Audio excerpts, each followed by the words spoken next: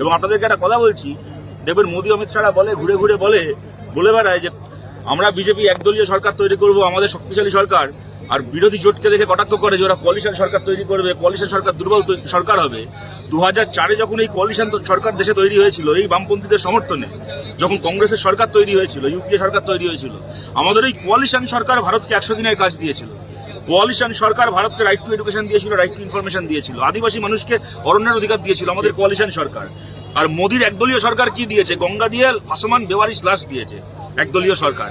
116 টাকার পেট্রোল, 105 টাকার ডিজেল দিয়েছে, 200 টাকার কেরোসিন তেল দিয়েছে ওর একদলীয় সরকার।